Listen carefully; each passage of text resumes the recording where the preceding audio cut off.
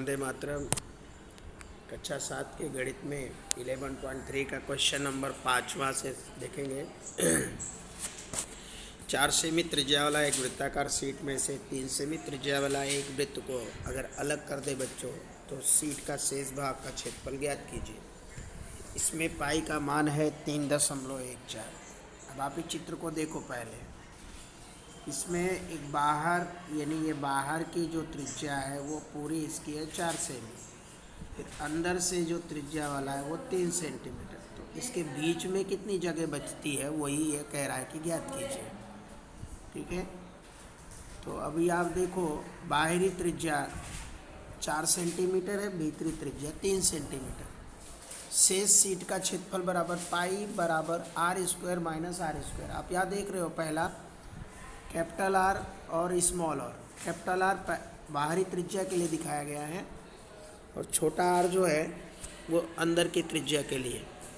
अब दोनों त्रिज्या को माइनस करेंगे बच्चों, पाई आर स्क्वायर माइनस आर, तो 3.14 और 4 स्क्वायर माइनस 3 स्क्वायर। 4 का वर्ग करेंगे तो 16 आएगा और 3 का करेंगे तो 9 आएगा। 16 में से 9 का घटाव करेंगे तो 7 आएगा। फिर 3.14 गुणे 7 करेंगे तो 21.98 सेंटीमीटर आएगा।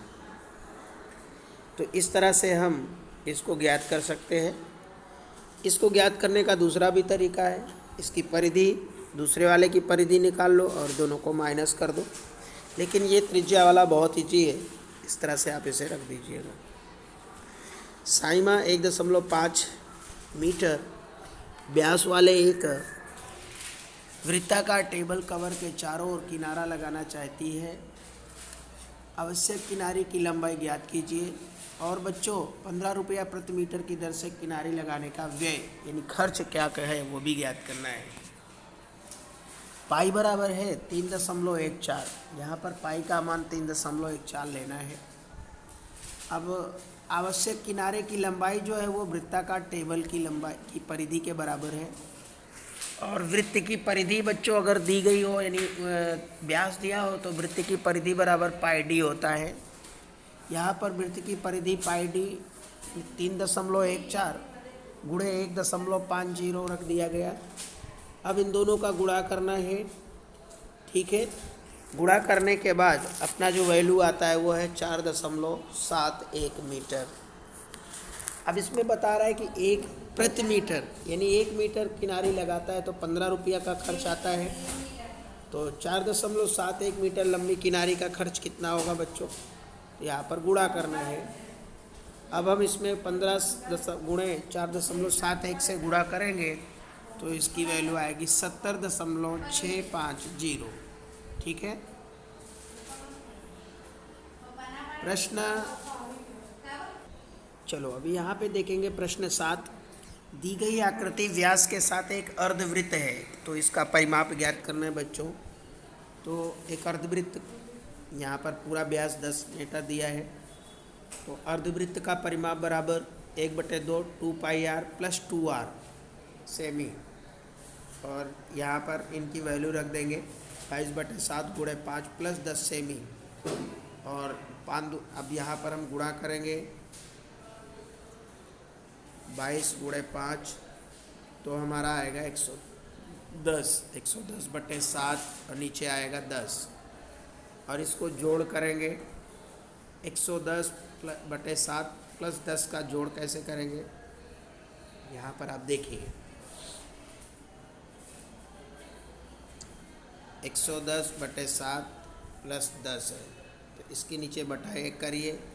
ये जो 7 है इसका गुणा ऊपर नीचे में कर दीजिए, तो आ जाएगा 110/7 प्लस 7 धाम में 70, यानी कितना आया 180/7। अपना जब जोड़ करेंगे बच्चों तो ये आएगा 180/7।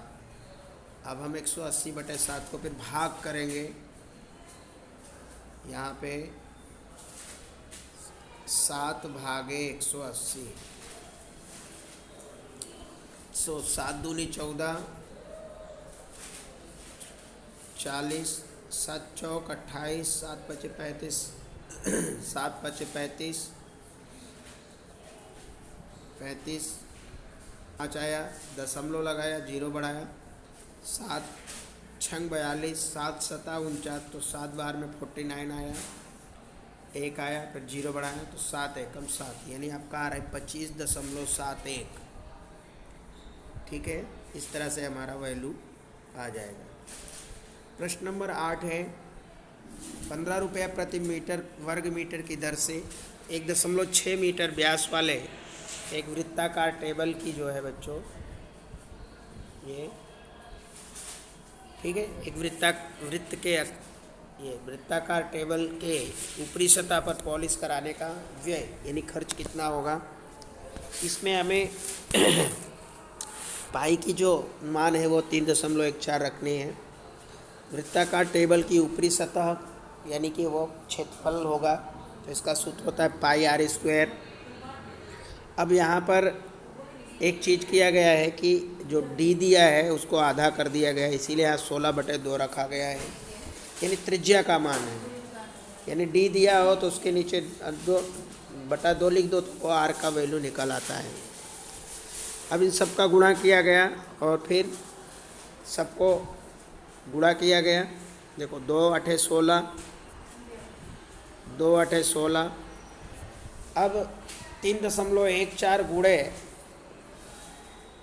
3.14 गुणे 0.8 गुणे 0.8, इन तीनों का गुणा करेंगे बच्चों, फिर जितना आएगा वो उसकी वैल्यू हो जाएगी। ठीक है, तो गुणा कैसे करेंगे चलो अभी हम देखते हैं।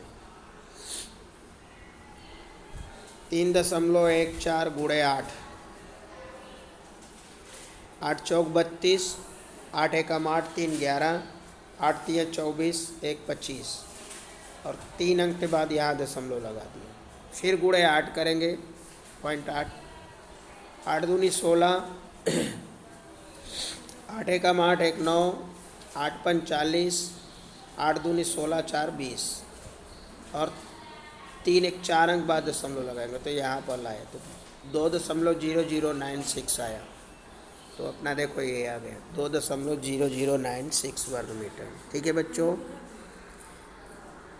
प्रश्न नंबर 9 है साइली 44 सेंटीमीटर लंबाई वाला एक तार लेती है, इसे एक वृत्त के आकार में फिर से उसे मोड़ती है।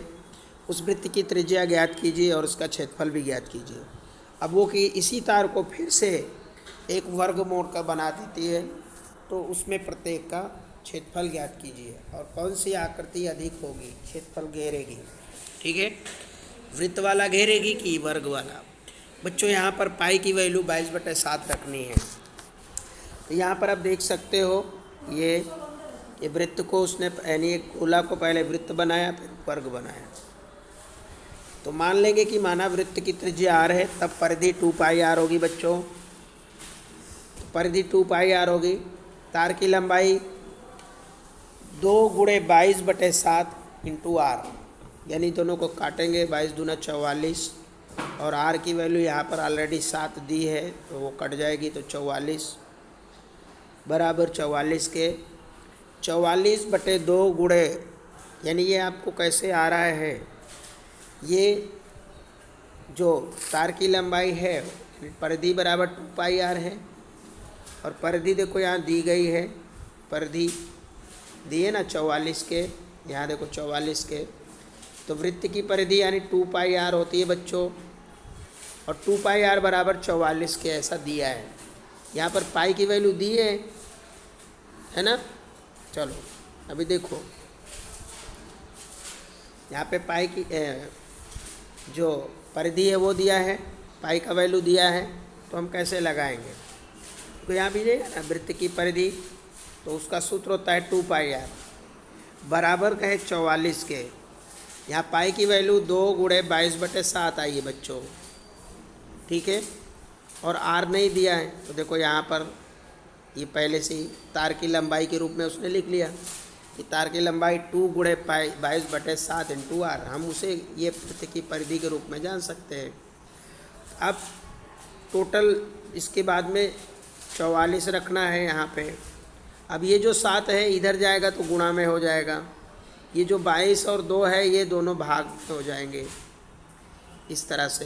तो देखो आपका यहाँ पर ये देखो हुआ है, ये समझ में आ रहा है, ये वाला 44 गुणे 7 2 गुणे 22 और r बराबर आपका ये इतना आ रहा है। अब काट दीजिए, देखो 22 दूनी 44 और 2 से 2 कट गया तो r की वैल्यू बच्चों कितनी आई, 7 आई, यानी त्रिज्या उसकी 7 सेंटीमीटर निकली। अब त्रिज्या हमें पता हो गया तो वृत्त का क्षेत्रफल ज्ञात करना है, तो उसका सूत्र होता है पाई आर स्क्वायर। जब त्रिज्या दी गई हो तो हम यहाँ पर पाई आर स्क्वायर, पाई की वैल्यू हमें बच्चों 22/7 ही रखनी है, तो 22/7 गुणे आर की वैल्यू 7 का वर्ग, तो ये 7 गुणे 7 कर देंगे। ठीक है, 7 से 7 कट गया और ये 22 और 7 बचा। समझ रहे हैं ना कैसे, 22/7 गुणे 7 गुणे 7, तो ये 7 से 7 कट गया तो कौन बचा, ये और ये बचा। 7 दूनी 14, 7 दूनी 14 1 15 है, 154 आया। तो क्षेत्रफल 154 सेंटीमीटर आया। अब वर्ग की बात करें तो माना वर्ग की भुजा की लंबाई x है, वर्ग का परिमाप तार की लंबाई के बराबर है। तार की लंबाई हमने क्या लिया था बच्चों, अब देखो उसमें तार की लंबाई को हमने x मान लिया कि x है, और अब जानते हैं वर्ग का परिमाप बराबर, वर्ग का परिमाप का सूत्र क्या होता है मेरे प्यारे बच्चों, 4 × x होता है, यानी 4 गुणे भुजा। 4 गुणे भुजा जो है बच्चों वो बराबर है 44 के। तो यहाँ x बराबर कितना आया, 44/4, यानी आपका आया 11, यानी जो वैल्यू है उसकी x की, यानी वर्ग की एक भुजा की लंबाई 11 आई। अब वर्ग का क्षेत्रफल, अब जानते हैं वर्ग का क्षेत्रफल का सूत्र होता है भुजा स्क्वायर। ये देखिए यहाँ पे लिखा है भुजा स्क्वायर, है कि नहीं। तो 11 गुणे 11 करेंगे तो 11 और 11 का गुणा करेंगे तो 121 आएगा, यानी वर्ग का क्षेत्रफल और वो जो आयत का वृत्त का क्षेत्रफल है दोनों में कंपैरिजन करेंगे तो वर्ग का क्षेत्रफल 121 आ रहा है और आयत वाला जो वृत्त है उसका 154 आ रहा है, यानी जो वर्ग से वृत्त ज़्यादा है। ठीक है।